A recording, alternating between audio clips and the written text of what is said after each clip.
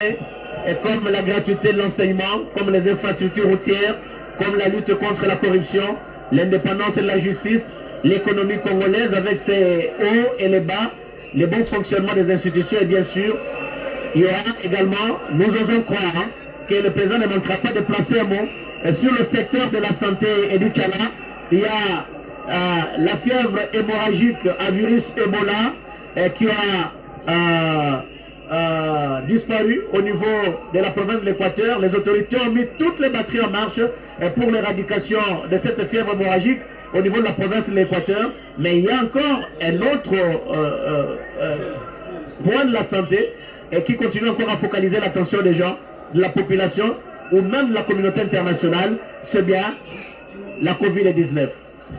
Merci Blaise Bokokia, c'est une évidence. Le président de la République reviendra certainement sur ces questions de santé. Il faudrait quand même rappeler à nos téléspectateurs que au courant de cette année 2020, la pandémie ou l'épidémie de la maladie à virus Ebola sévissait encore à Béni et un autre foyer a ressurgi à l'Équateur.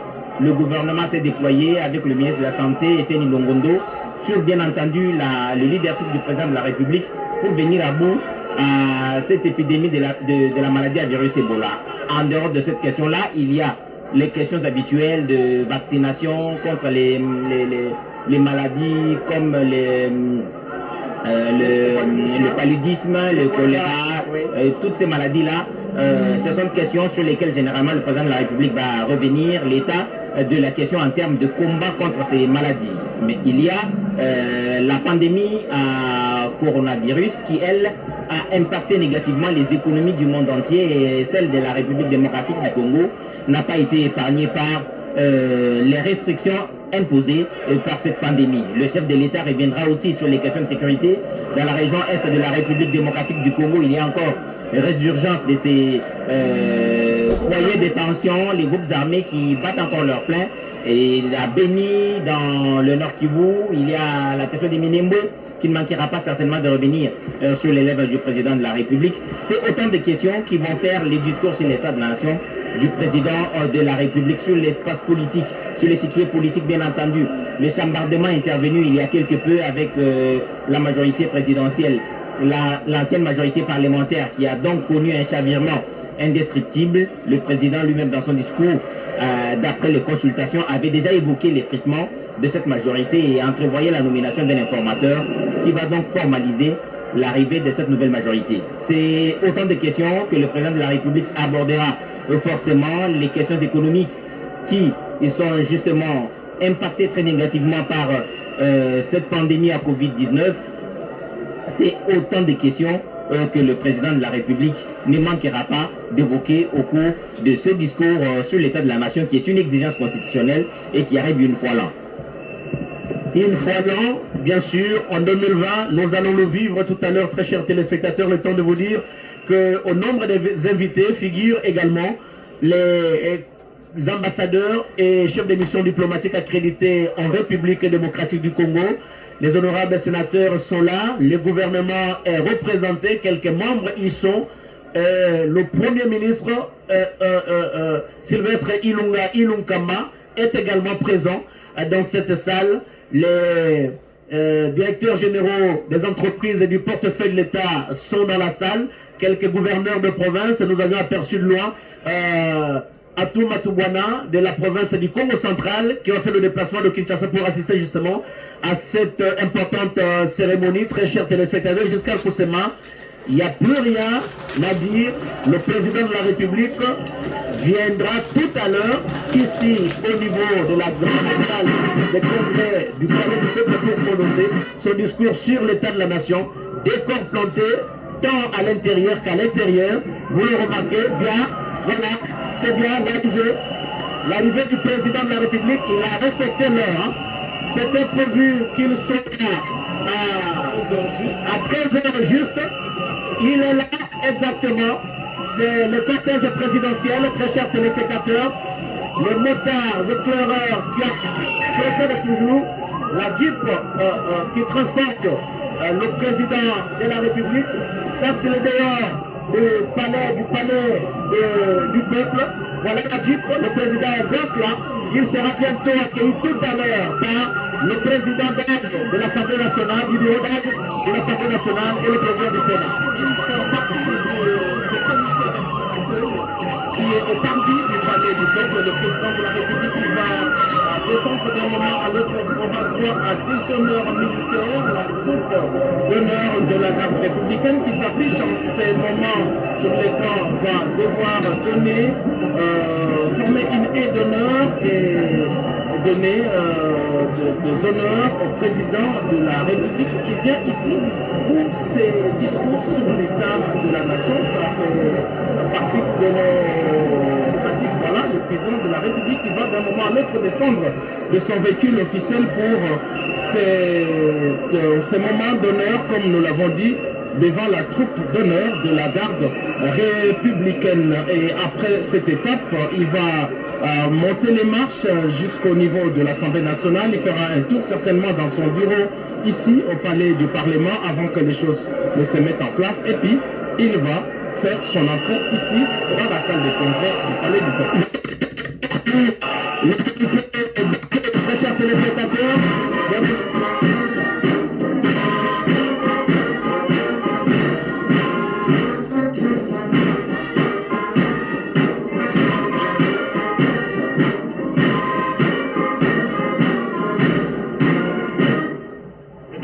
Chef de l'État!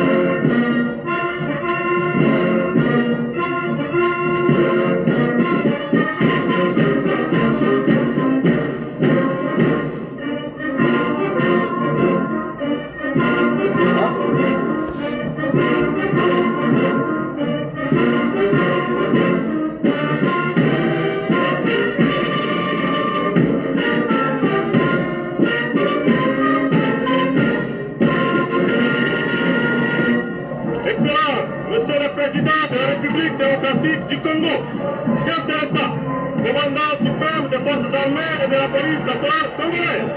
Le détachement d'honneur de la garde républicaine est rangé pour vous accueillir et vous rendre les honneurs.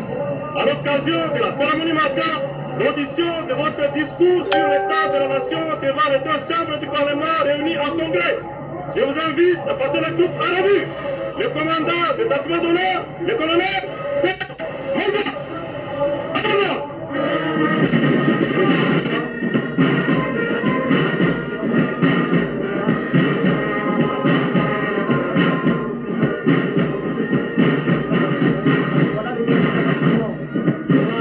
D'un moment à l'autre, le détachement de la garde républicaine est pas en vue, avec ce rythme saccadé de la fanfare de la garde républicaine. C'est une marche majestueuse, hein, Elie-Chan. Donc, Blaise Bokoko, c'est donc évidemment le président de la République fait ce qu'il doit faire avant d'entrer dans ces salles de congrès. Il passe en revue les événements d'honneur de la garde républicaine. républicaine de la République démocratique du Congo et devant le drapeau, il s'incline l'emblème national. Ainsi donc terminé ce passage en revue des troupes du détachement d'honneur de la garde républicaine. Le président de la République, Félix Antoine Tshisekedi, va dans quelques secondes franchir ce parvis, j'allais dire, pour pouvoir entrer dans la salle de congrès où l'attendent députés et sénateurs, mais à travers eux, l'ensemble du peuple congolais pour l'écouter sur l'état de la nation, la République démocratique du Congo. Aujourd'hui, se trouve dans quel état? C'est le chef de l'État qui va le dire. Très bien, le chef de l'État va nous dire certainement qu'il aura beaucoup alors à dire aujourd'hui à la nation, avec les différents secteurs de la vie nationale où tout est pratiquement prioritaire. Nous allons suivre tout à l'heure le président de la République dans son discours sur l'état de la nation. Il prend les marches et d'un moment à l'autre, il va devoir accéder dans l'enceinte du bâtiment du palais du peuple jusqu'à Koussema. On voit le président très détendu, très détendu et prêt à s'adresser à la nation, comme le témoignent ces images qui passent sur le petit écran. Et c'est avec plaisir et honneur qu'il vient répondre à cette exigence parlementaire. Je me réfère à ses propres mots prononcés le vendredi 13 décembre de l'année dernière. Il a dit que ça faisait partie du devoir de redevabilité. C'est par devoir de redevabilité qu'il a pris cet engagement de venir devant le peuple représenté par députés et sénateurs pour rendre compte de sa gestion. Et ce jour-là, il avait dit qu'il ne dérogerait pas en tout cas à ses principes. Et le voilà, aujourd'hui, il est là, il est venu. Pour l'instant, le président va prendre quelques instants un tour dans son bureau, ici même au Palais du Peuple, le temps que le bureau ne s'installe et que lui vienne en dernier lieu entrer dans cette salle du Palais du Peuple construite pour accueillir 5000 personnes, mais qui a accueilli aujourd'hui plus que cela. Donc, au-delà de députés et sénateurs, mais il y a aussi tous les invités, les corps constitués, les ambassadeurs, les autorités politiques et militaires qui sont ici avec une représentation assez importante de la population au niveau du balcon, mais aussi les abords du palais, du palais du Parlement, donc l'Assemblée nationale et le Sénat.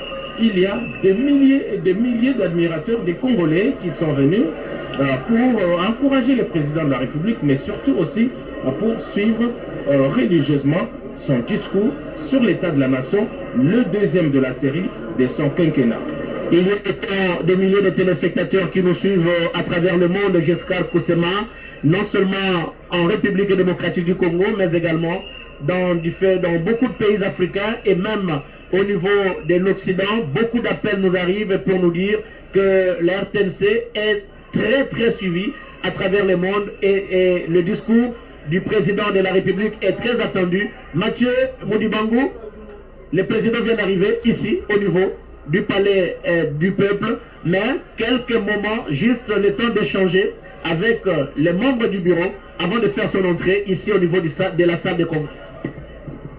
Et ça va taper bongo Blaise Boko qui a mon Kambiekono Félix Antoine Tshisekedi Lombo a outi koingela a okati ya lobala na palais du peuple kasisika zali kokambola mwa masolo na bakambi babale na yebisaki bino likita na lelo eza kokambema epai na mokambi ya bilo babongisi mibeko maître Alexis Tambwe Mwamba bongo azali moko te azali longo na mokambi ya bilo bakeli mibeko oyo ete ezali bilo eye ezali na mokolo ya mibungu ya mbotama mpe bilenge baike tomoni bakambi ya bituka bauti bipai na bipai bango banso bazali awa ekolo Congo démocratique eza na bituka tu baye na motoba ezala mbulamatari ekolo Congo démocratique emonisami elongi nzela yemei mokambi ya mbulamatari Sylvestre Ilunga Ilunkamba bakambi bamampinga bango banso bazali awa nosima bopesi ye lokumu na mampinga babasoda bayebanso babongisaka mpona ntina koyamba mpe kopesa lokumu na mokambi ekolo etape ena esalemi kasi sika etikali ete likita lizongela na boyingeli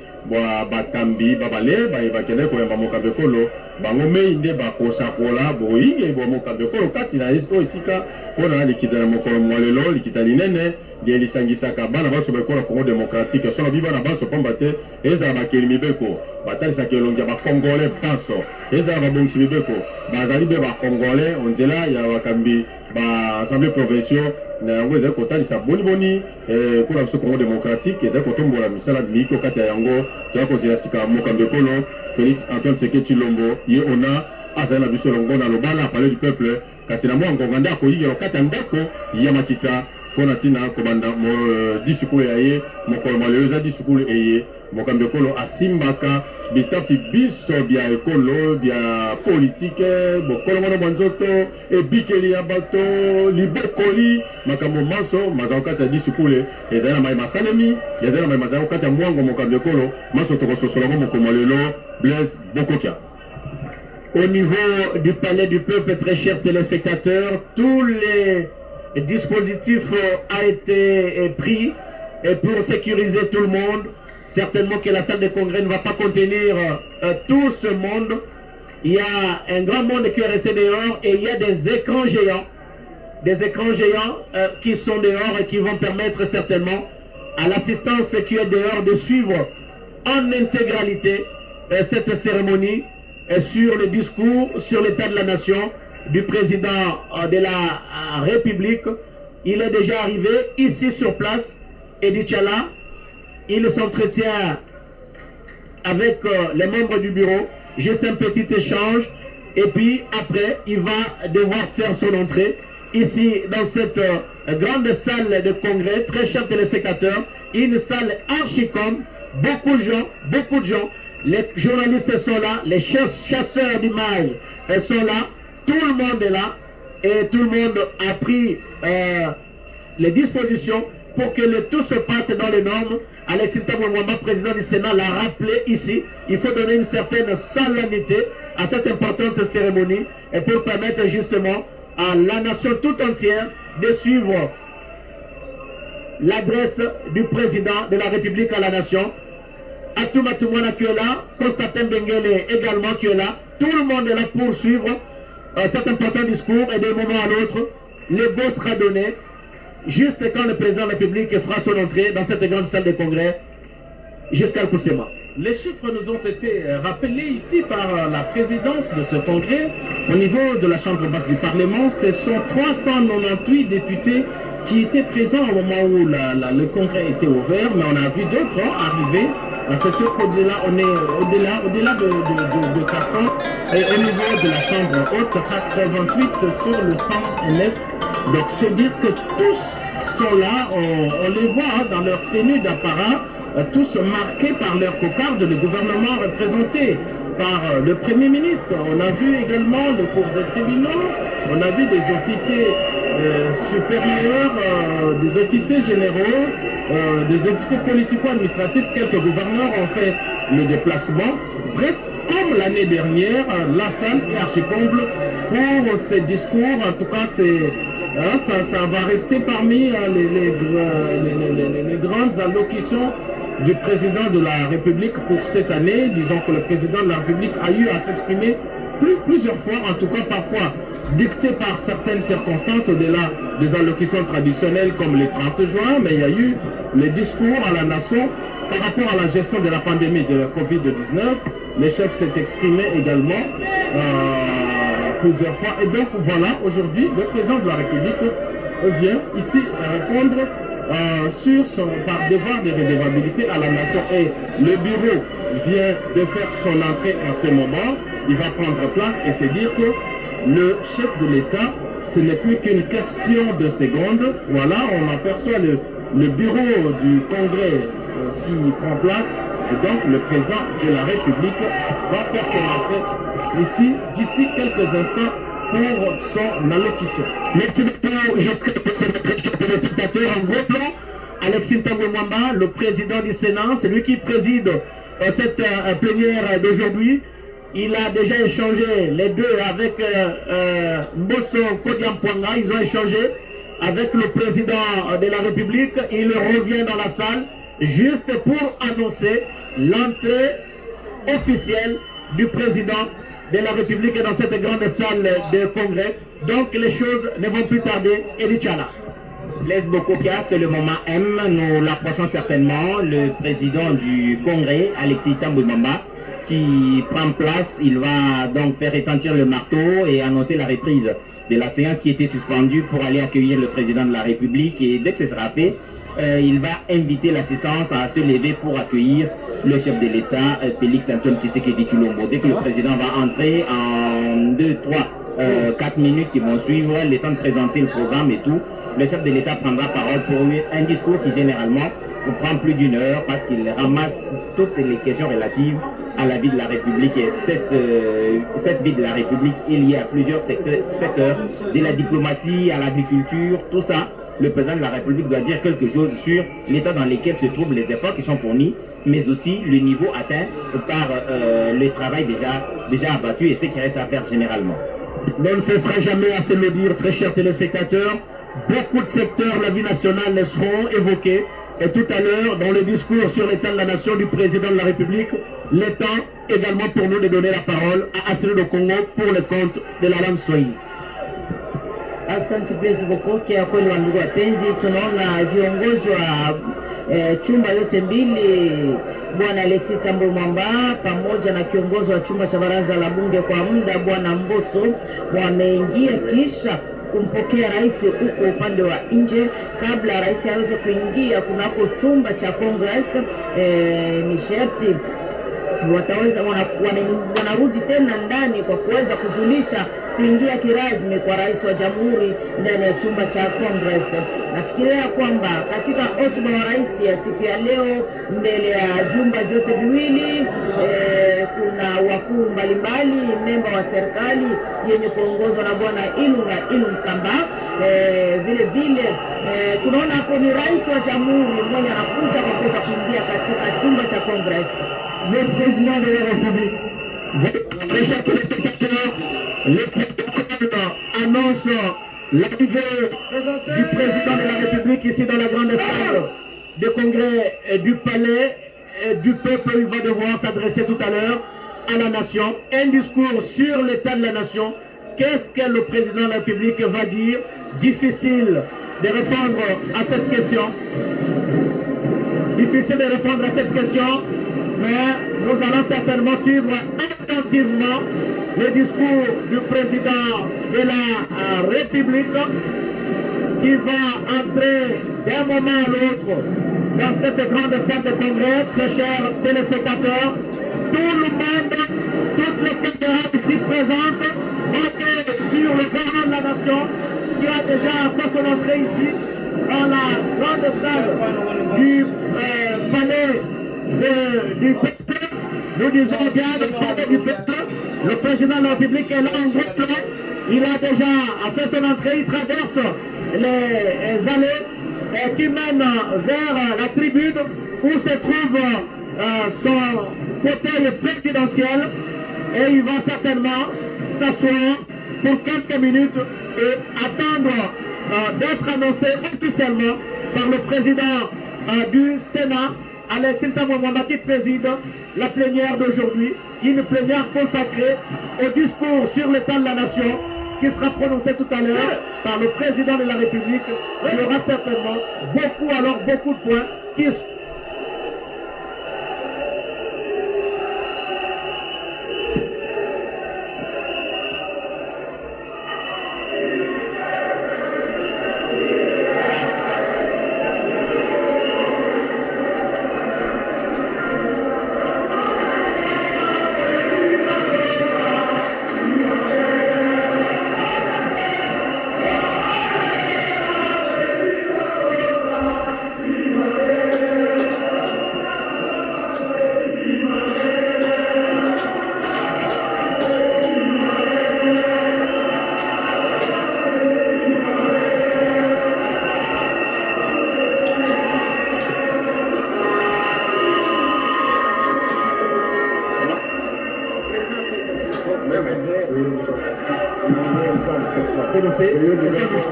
sur l'état de la nation. L'année dernière, le tout premier mot du président de la République était consacré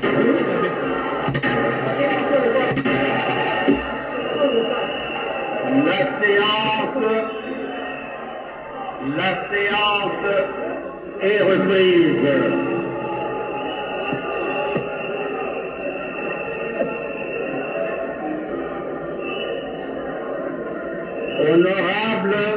membres du Congrès et chers collègues,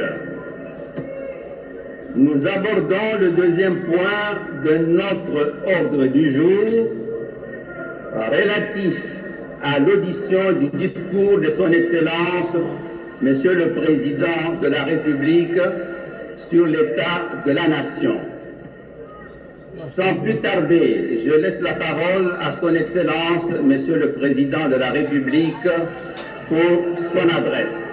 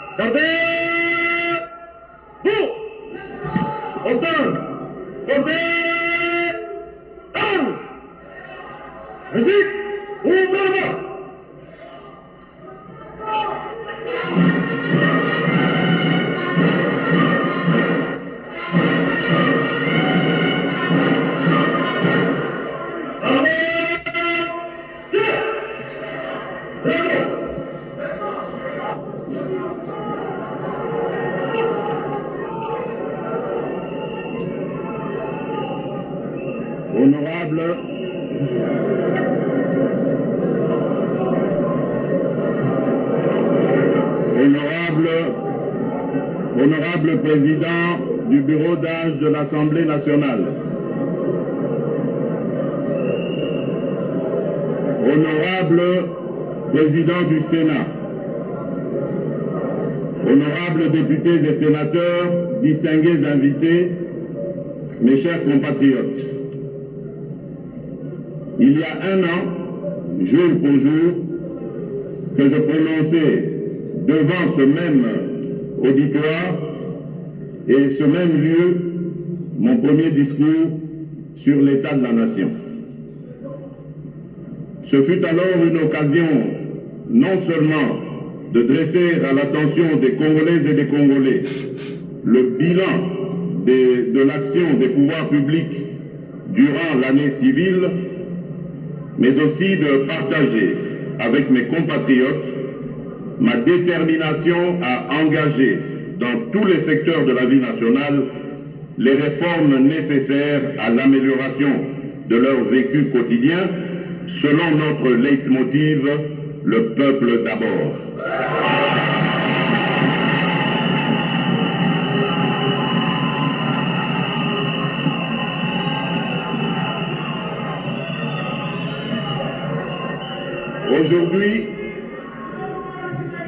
Aujourd'hui, par la grâce de Dieu Tout-Puissant, j'ai à nouveau le privilège de présenter devant votre auguste Assemblée le deuxième discours de mon quinquennat sur l'état de la nation. Il s'agit de situer à l'intention du peuple congolais les moments clés qui ont ponctué la vie de la nation tout au long de l'année qui s'achève. Honorables députés et sénateurs, distingués invités, permettez-moi avant toute chose de m'incliner devant la mémoire des Congolaises et Congolais qui ont perdu leur vie au cours de cette année 2020 pour des raisons diverses, dues notamment à la crise sanitaire et à l'insécurité dans l'Est du pays. Pour cela, je vous demande de garder une minute de silence.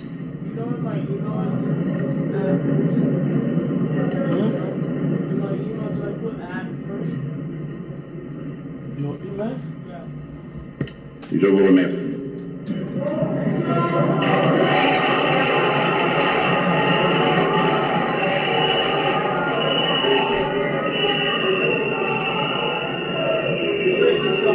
Je ne peux passer sous silence le profond respect que j'ai pour le peuple congolais, pour son endurance et sa résilience face à des situations de crise multiformes qu'il a parfois subies en tant que victime de l'injustice sociale et du déficit de gouvernance.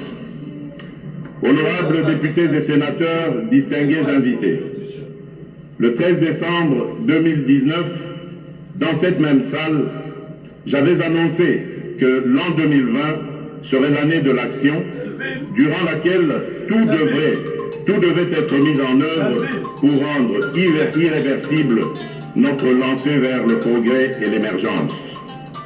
Ma détermination était renforcée par l'expérience réussie de l'alternance pacifique au sommet de l'État, événement majeur qui tranchait avec le passé tumultueux de notre pays depuis son indépendance. Dans cette optique, j'avais pris devant notre peuple l'engagement d'opérer les réformes courageuses et ambitieuses qu'impose la reconstruction de notre pays. Mais je savais que le seul vouloir n'allait pas suffire, qu'il fallait établir un cadre politique et institutionnel qui soit propice à leur mise en œuvre. Et que, dans le même élan, j'ai formulé le vœu qu'ensemble, dans le cadre de notre coalition, mon prédécesseur et moi-même allions relever les défis qui s'imposaient à nous tous en tant que citoyens de ce beau pays. En effet, telle qu'elle était pensée après les élections de 2018, la coalition FCC-CACH avait pour vocation non seulement de garantir une alternance pacifique et éviter à notre pays des conflits majeurs, mais aussi à servir de catalyseur pour que l'action du gouvernement puisse mieux rencontrer les attentes de la population. Malheureusement, la réalité des faits est que, malgré les efforts que j'ai déployés, les sacrifices que j'ai consentis et les humiliations que j'ai tolérées,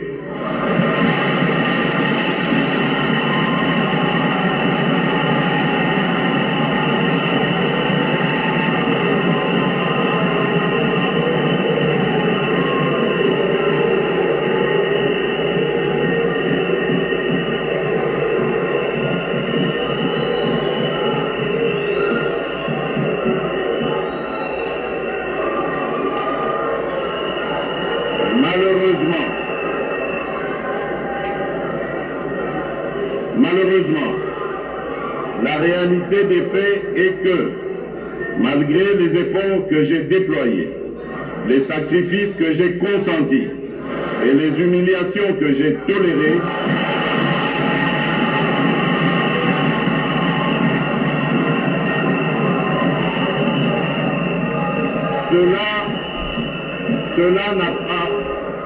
cela n'a pas suffi à faire fonctionner harmonieusement cette coalition.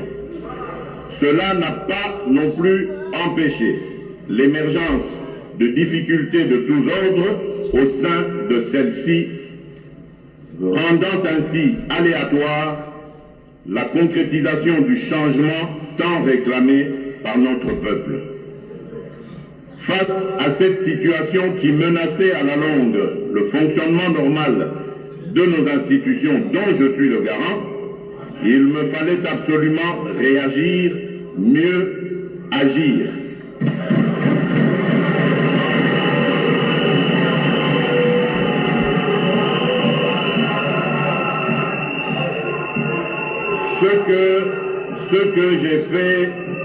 Ce que j'ai fait en 3 temps. Tout d'abord en lançant le 23 octobre 2020 un appel à tous mes compatriotes, toutes tendances confondues, de nous rassembler dans une union sacrée de la nation.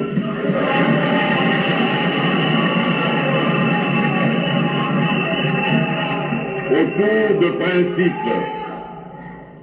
principes, de valeurs et d'actions dédiées au service de la population.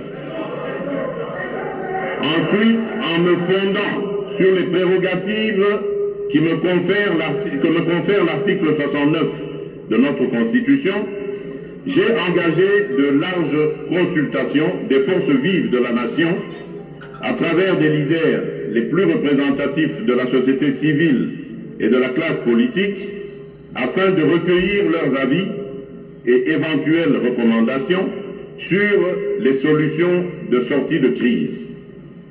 Enfin, par mon message à la nation du 6 décembre dernier, j'ai rendu public les décisions que j'avais prises, enrichies par les apports de différents groupes et personnalités consultées.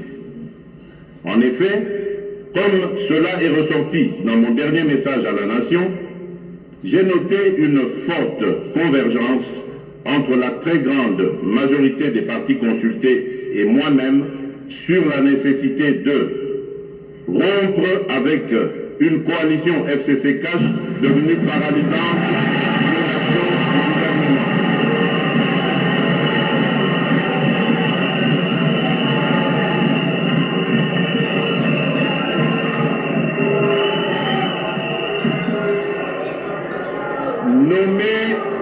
Nommer un informateur au fin d'identifier une coalition conformément à l'alinéa 2 de l'article 78 de la Constitution. Procéder à la formation d'un gouvernement de l'Union sacrée de la nation qui travaillera en harmonie avec le chef de l'État.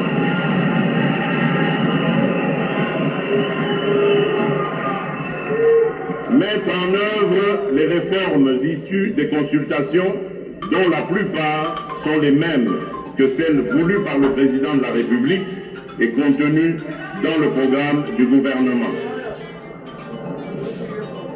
C'est le lieu ici de rendre un vibrant hommage et mérité à vous, honorables députés et sénateurs, de toute tendance politique, qui avez participé activement à ces consultations où vous vous êtes approprié des résultats et décisions qui en ont découlé en vous inscrivant dans la dynamique de travailler avant toute chose, dans l'intérêt du peuple dont vous êtes les représentants. Comme je n'ai cessé de vous le rappeler, vous avez un rôle à jouer pour aider à corriger les excès du passé, à implémenter un nouveau code, un nouveau mode de gouvernance et à veiller à ce que nous ayons un Congo pacifié, plus efficace, plus démocratique et surtout plus solidaire. C'est pourquoi la mission du nouveau bureau sera de se pencher sur la revalorisation de la mission parlementaire, tout en veillant bien sûr à un meilleur traitement des députés.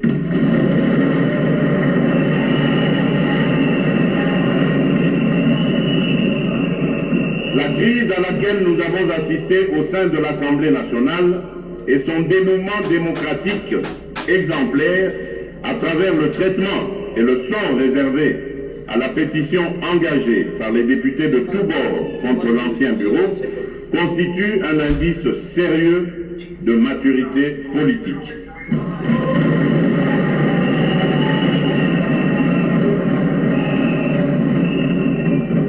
Ce fait tend à démentir une certaine doxa populaire qui soutient encore que le sort de notre pays ne peut s'inscrire que dans le sang, la violence, les rébellions, les assassinats et autres coups d'État. Le moment est donc venu de comprendre qu'il n'y a d'alternative à la construction démocratique que dans la paix et la concorde nationale, aussi laborieuse soit-elle. Que l'on soit de la majorité ou de l'opposition, chacun doit jouer sa partition dans l'amour du pays et de son peuple et dans le respect des institutions. Le processus de maturation de notre démocratie est irréversible. Il doit se refléter dans les prochaines échéances de remplacement de nouveaux membres du bureau. Dans le même ordre d'idées, pour témoigner la reconnaissance de la patrie envers ses filles et ses fils qui auront agi dans l'intérêt du peuple, j'annonce qu'en juin 2021, en marge de la célébration du 61e anniversaire de notre indépendance, la patrie témoignera sa reconnaissance envers le Premier ministre Patrice Emery Lumumba, un des héros nationaux dont on aura procédé au rapatriement des reliques et à qui on donnera enfin une sépulture digne de son sacrifice pour la patrie.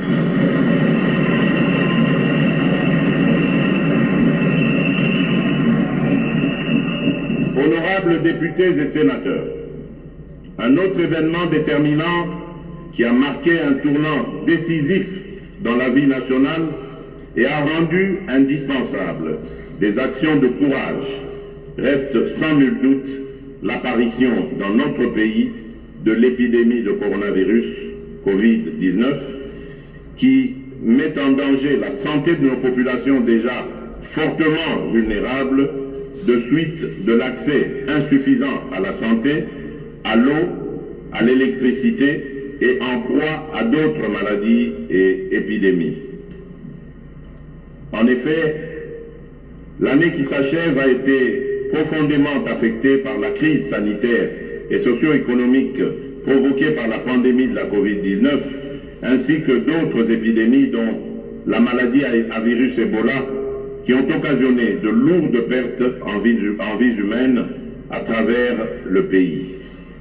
Il s'y est de rappeler que pour mettre la population à l'abri de toute propagation de la contamination au coronavirus, j'ai immédiatement mis en place des mesures pour contenir sa progression.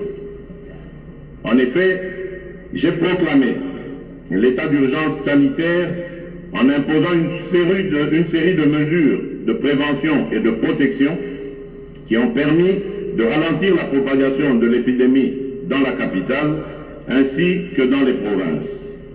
La prise en charge de la lutte contre la Covid-19 a été confiée à un comité multisectoriel. Une task force présidentielle a été mise en place pour le suivi et l'évaluation de toutes les activités de prévention et de riposte contre la pandémie de coronavirus.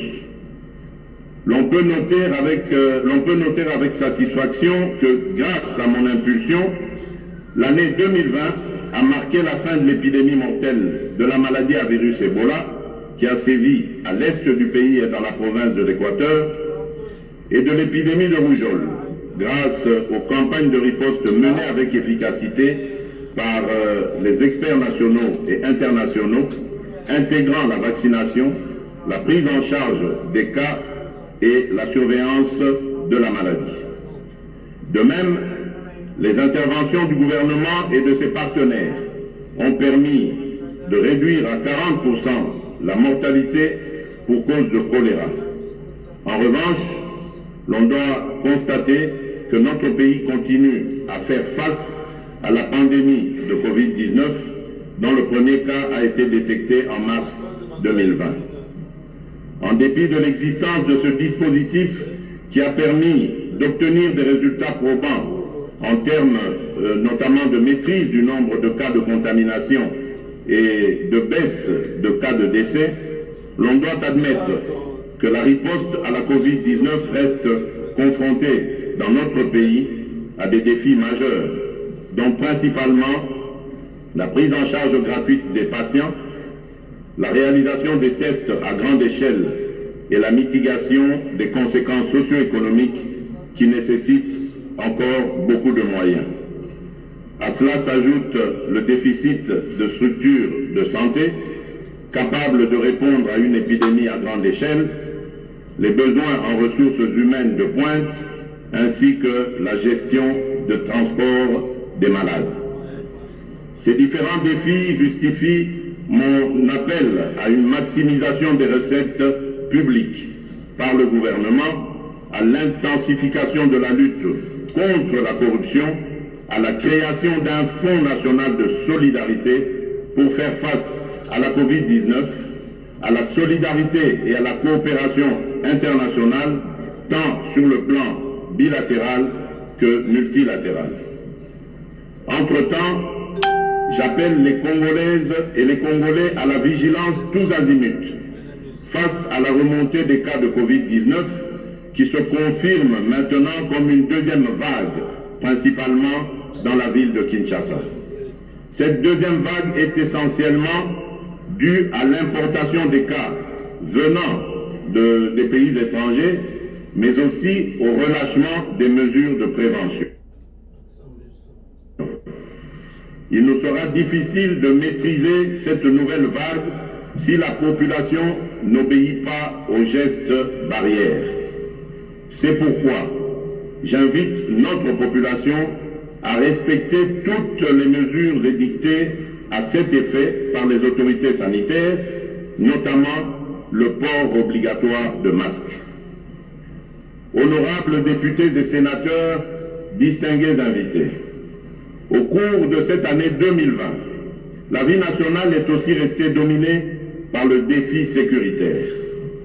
En effet, la situation demeure toujours préoccupante dans l'Est et dans le Nord-Est de notre pays. Diverses actions ont été menées et continuent à être menées pour y faire face. Des programmes publics et privés de sensibilisation de la population sont implémentés sur le terrain.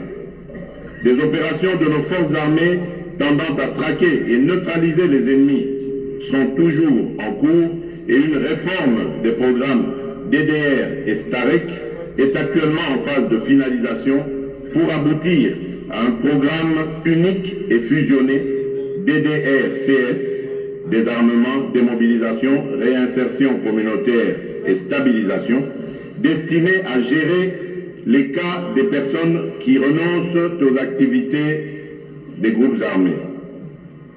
Je vous demande donc de soutenir mon action pour le rétablissement de l'autorité de l'État dans cette partie de notre pays. Les FARDC, dont j'assume le commandement suprême, vont prendre de plus en plus d'ampleur, de plus en plus de force, et elles seront capables de défendre notre pays et tout le territoire national.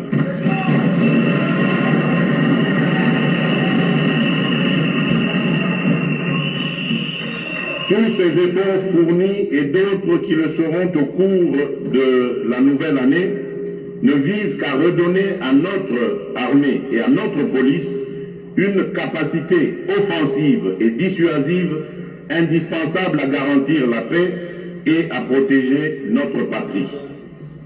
Dans cet effort, nous bénéficions du concours de la MONUSCO, de la FIB, la Brigade rapide d'intervention, et de nos partenaires bi- et multilatéraux à qui j'adresse tous mes remerciements pour le soutien financier, logistique, technique et opérationnel.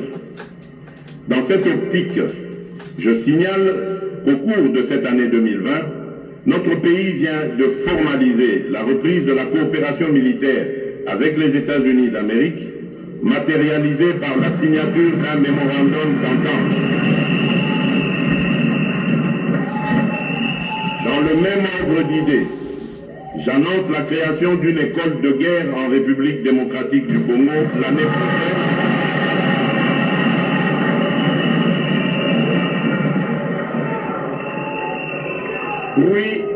Fruit de la coopération avec la France, avec pour objectif d'améliorer la formation et la remise à niveau de nos officiers supérieurs dans tous les domaines. De même, je signale que les travaux de construction de l'Académie de police et du ministère de la Défense sur financement de l'Union européenne vont commencer au début de la nouvelle année 2021.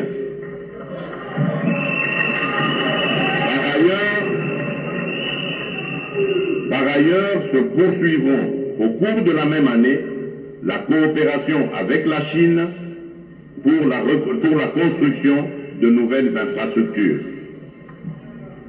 Dans le même ordre d'idées, le mini-sommet de Goma, tenu à mon initiative en visioconférence en date du 7 octobre 2020 et qui a réuni les chefs d'État de l'Ouganda, du Rwanda, de l'Angola et de la République démocratique du Congo, a permis notamment d'évaluer la situation sécuritaire dans la région des Grands Lacs, en particulier en République démocratique du Congo, marquée par l'activisme et la menace des groupes armés et des forces négatives. À cette occasion, les chefs d'État ont rappelé l'accord cadre d'Addis Abeba qui affirme les préoccupations sécuritaires des pays de la sous-région et ont affirmé leur volonté de conjuguer leurs efforts visant à éradiquer ces forces négatives et groupes armés opérant dans la sous-région et en particulier à l'est de la République démocratique du Congo. Tous ces efforts fournis et d'autres qui le seront au cours de la nouvelle année ne visent qu'à redonner à notre armée et à notre police une capacité offensive et dissuasive indispensable pour la protection de la patrie. Honorables députés et sénateurs, distingués invités, je ne peux passer sous silence un autre défi qui a marqué mon action au cours de cette année 2020, à savoir l'éducation. Point n'est besoin de rappeler que l'éducation constitue un des facteurs qui élève le niveau d'une nation.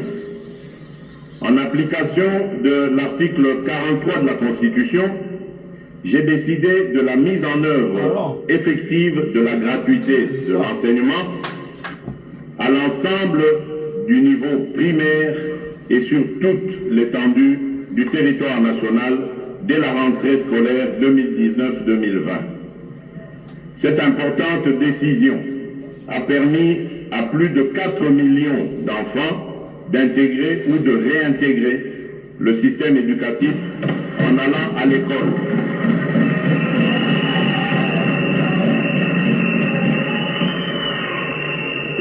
Et de réduire de manière substantielle les charges des parents pour l'éducation de leurs enfants. Je me dois de souligner que la politique de gratuité a induit des effets de divers ordres. Des instructions précises ont été données au gouvernement afin d'arrêter des mesures d'accompagnement.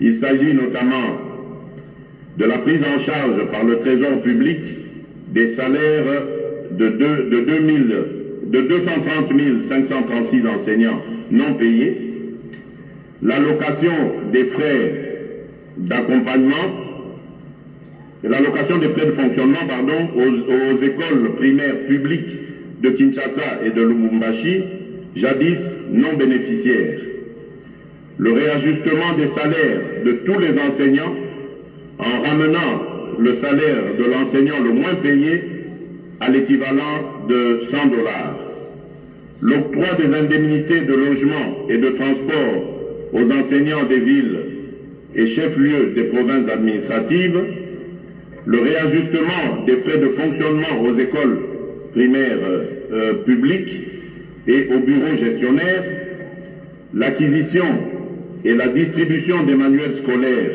et matériels didactiques, la construction de quelques nouvelles salles de classe, la prise en charge depuis octobre dernier de 58 735 enseignants, nouvelles unités du primaire.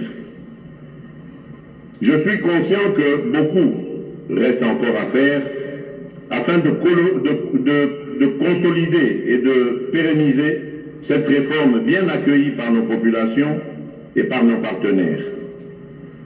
Considérant que l'éducation est le moteur de développement d'un pays, je m'engage à ménager aucun effort pour que les réformes fondamentales retenues dans la stratégie sectorielle de l'éducation et de la formation 2016-2025 soient mises en application.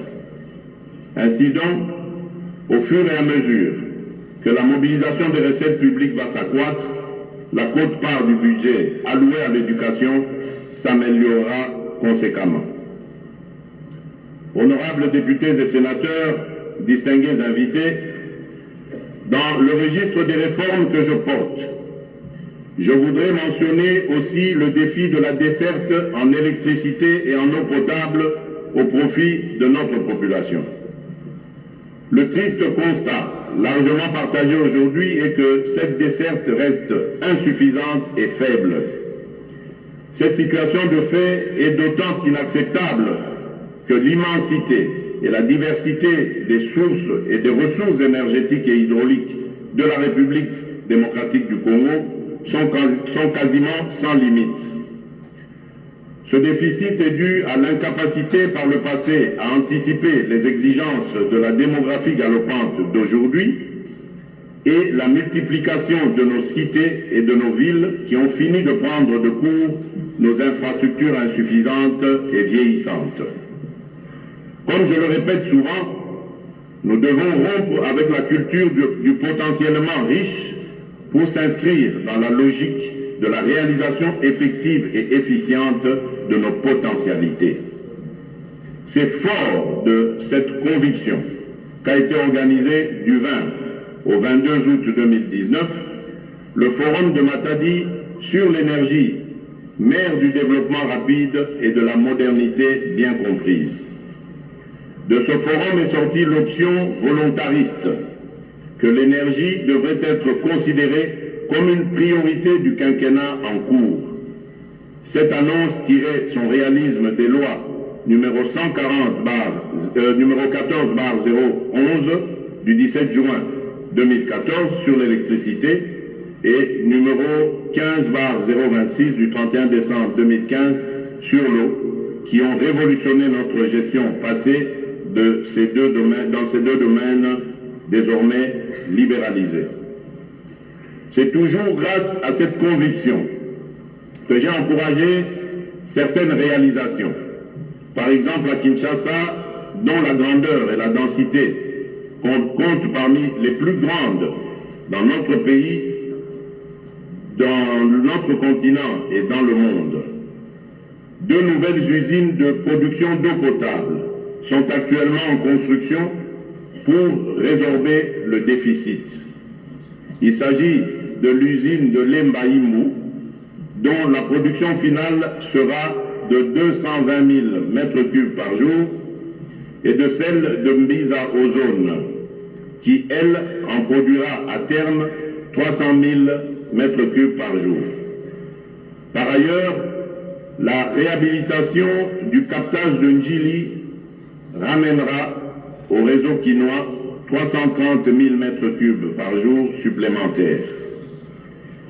Ce qui se fait à Kinshasa se fait également, toute proportion gardée, dans nos provinces, où l'existant est entretenu et réparé, où les nouvelles structures de production et de distribution sont projetées ou en construction, et même où les forages, les adductions d'eau et les bornes fontaines sont installées pour répondre aux besoins de nos populations.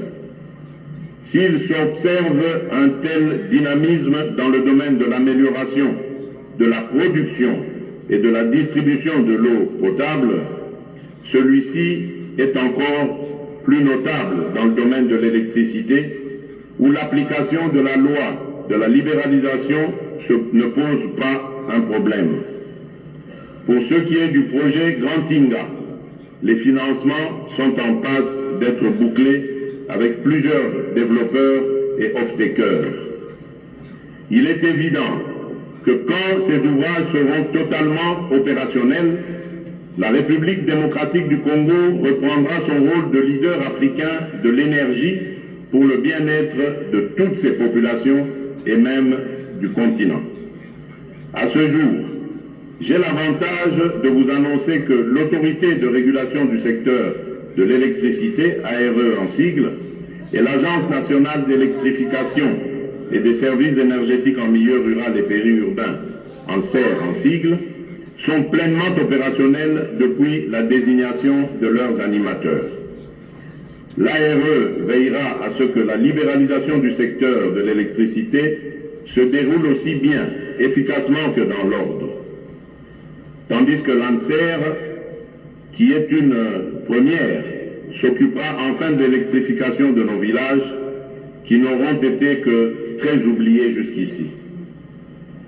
La stratégie choisie est de trouver rapidement des moyens pour la construction des micro- et mini-centrales hydroélectriques et solaires de manière à fournir de l'énergie aux principales grandes agglomérations et aux chefs-lieux de tous nos territoires. Bientôt, il en sera également ainsi pour la loi sur l'eau dont les mesures d'application ont fini d'être examinées au niveau du gouvernement. Honorables députés et sénateurs, distingués invités, l'un des points déterminants dans le parachèvement de la réforme des entreprises publiques et la mise en œuvre effective des établissements publics susvisés est la revisitation du monopole dont jouissait hier encore la SNEL et la Régie des eaux. Ces deux entreprises publiques, devenues des sociétés commerciales, paraissent insuffisamment outillées pour continuer à desservir notre population devenue plus nombreuse à travers toute la République. Cette importante réforme dans les secteurs de l'électricité autorise dorénavant tout opérateur remplissant les conditions prévues par la loi à investir dans l'un de ces domaines. Je nourris la conviction que l'aiguillon de la concurrence dans le secteur non seulement accroîtra la production, mais aussi occasionnera une baisse conséquente des prix. Honorables députés et sénateurs, distingués invités, un autre défi qui a retenu mon attention au cours de cette année 2020 est celui qui touche à l'environnement. En effet, à l'instar des autres pays du monde, la République démocratique du Congo fait face aussi à trois défis environnementaux. Le changement climatique, l'érosion de la biodiversité et le changement d'utilisation des sols et de l'eau. Parmi les initiatives prises pour apporter des solutions à ces problèmes, j'ai mis en œuvre un ambitieux programme intitulé « Jardin scolaire pour 1 milliard d'arbres » en vue de la reconstitution du couvert forestier du pays. À cet égard, j'ai instruit la finalisation du tout premier document de politique forestière nationale devant jeter les jalons de la révision du Code forestier. À cet égard, j'ai instruit la finalisation, enfin, j'ai créé au sein de la présidence une agence de transition écologique et du développement durable ayant pour mission de concevoir, coordonner et implémenter les politiques nationales relatives à la transition écologique. Cette agence établit les indicateurs nationaux de performance et de développement durable pour mesurer le niveau d'avancement de la transition écologique en République démocratique du Congo. Honorables députés et sénateurs, distingués invités, un autre défi tout aussi important qui a fait l'objet de nos préoccupations au cours de cette année 2020 est celui de la diplomatie. En effet, sous notre leadership, la République démocratique du Congo est en train de reprendre progressivement sa place dans le concert des nations. Le 9 février de cette année 2020, en marge de l'ouverture des travaux de la 33e session de l'Assemblée générale de l'Union africaine, j'ai été élu vice-président pour 2020 et président de cette organisation régionale en 2021.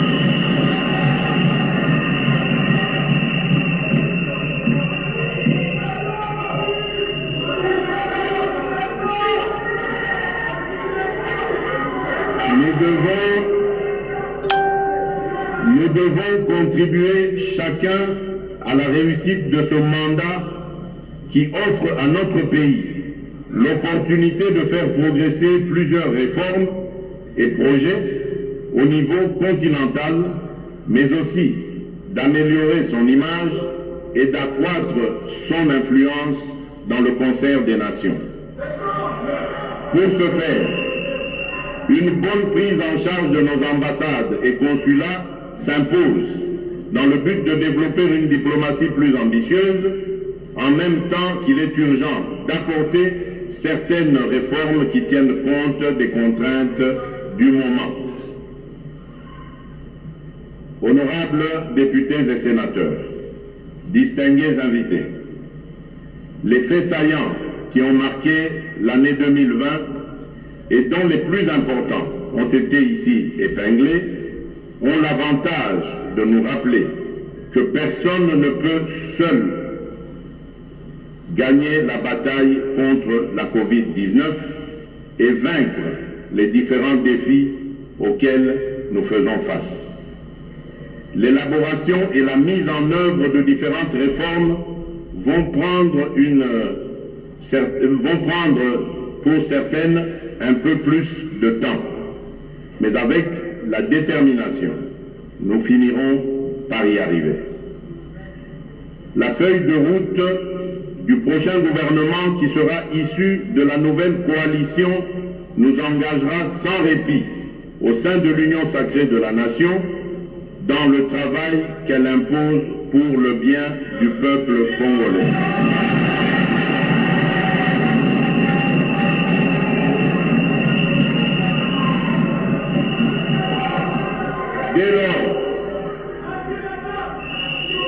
Dès lors,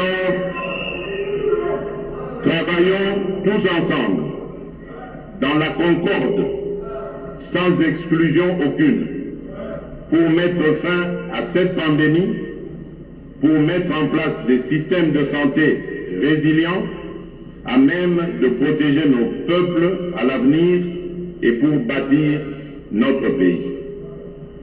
Fortifions-nous, soyons fermes et montrons-nous courageux pour notre peuple, pour nos villes et pour notre nation. Que Dieu bénisse la République démocratique du Congo. Je vous remercie.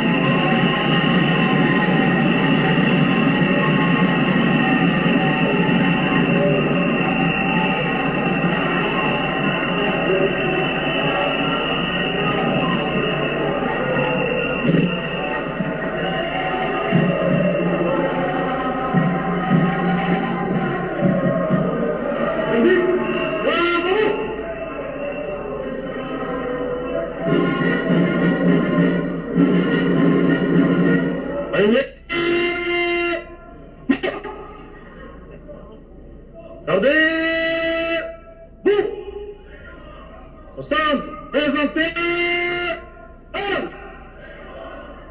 musique, fermez le banc.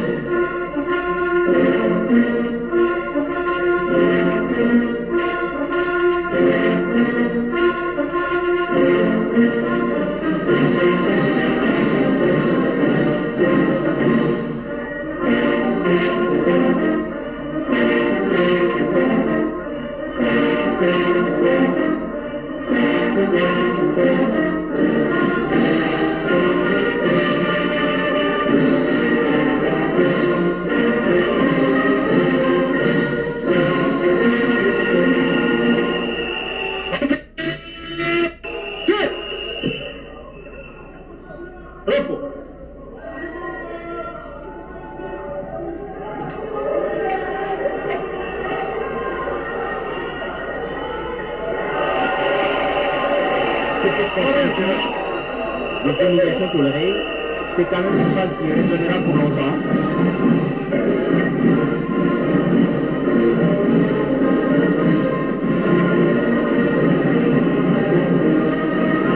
Le président de la République, Giscard d'Estaing, qui quitte la salle de congrès après son discours sur l'état de la nation. Qu'est-ce qu'on peut retenir de ce discours, Giscard d'Estaing? Débuté à 13h30 de Kinshasa, ce discours vient de se terminer à 14h15 minutes. 25 minutes de grand oral au cours duquel le président de la République a commencé